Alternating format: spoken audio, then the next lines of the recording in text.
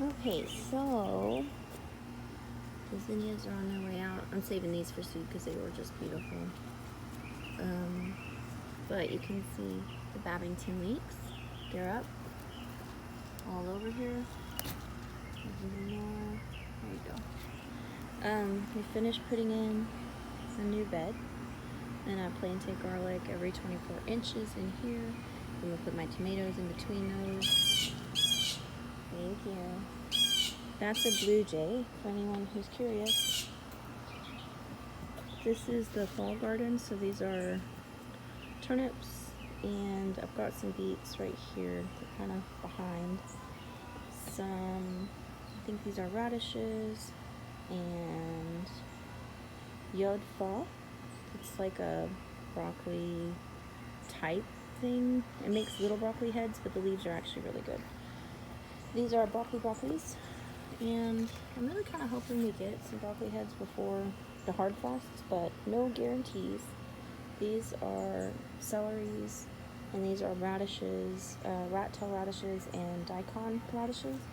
I have some corn mash that we reseeded here because it's, cooled off a little more. The first seedling was when it was still kind of hot, and I don't think they took, plus it's old seed, so that's a dahlia that'll just stay there forever. But anyway, corn mash takes about 10 to 14 days to actually sprout, so it'll be a couple weeks before I know if this was successful. And then this is that's some lavender, one of my ponds. This is some Alpiana, which is like a native to the North America. Groundnut is what that is, but kind of cool. So they put on flowers, and we have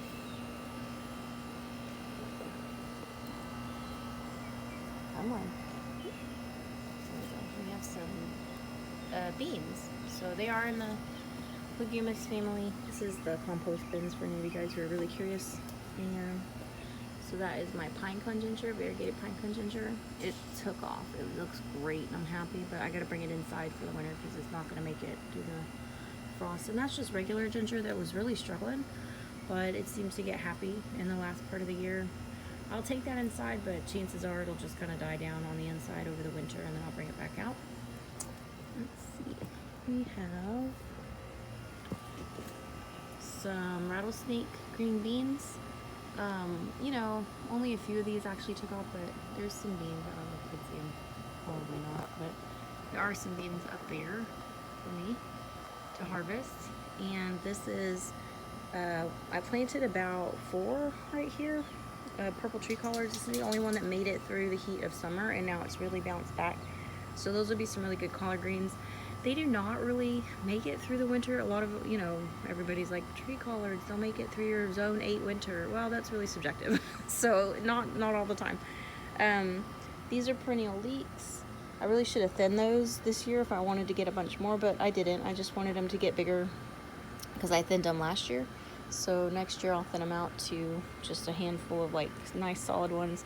And the itty bitties I will dry and grind up or give away or whatever. We did plant some mustard out here in this because it's kind of a perennial bed, and so there are some kales, cottager kale, which I read can be perennials, so like that with the big leaves and this with the big leaves, those are cottager kale. So we're seeing if those will make it through the winter or not.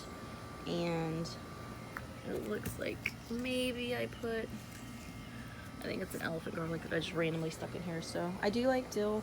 Dill is pretty frost resistant. It'll make it through to probably about January, late January probably, before it starts to die back. This is a beautiful dahlia that I just let stay in this bed, and it's getting a little rambunctious, but those are some more perennial leeks and elephant garlic. But I did also, I forgot that I had done this, and I'm really glad I did because the rest of my onions died. So that and that and that are, I believe, multiplier onions that I just threw in this bed just so I'd have the multiplier onions, in like different spots around the garden, because I always, you should always do that, plant your stuff in multiple spots first of all, to see where it does really well, and also to kind of protect yourself if it fails in one spot really poorly or it gets attacked by pests, you have a backup somewhere.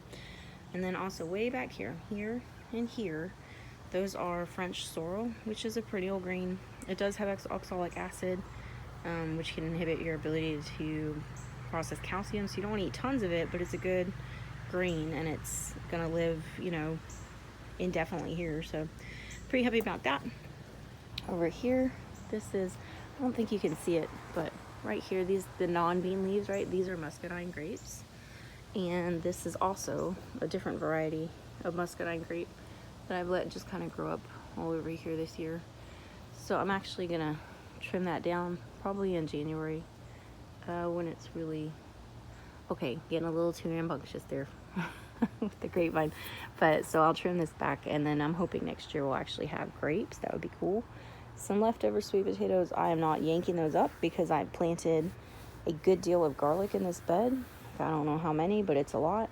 So these are elephant garlics, and then these are, I think all of these are hardneck garlics, and then that bed over there, the new one, is my only softneck variety that I planted, which is something that starts with an L, some Italian variety.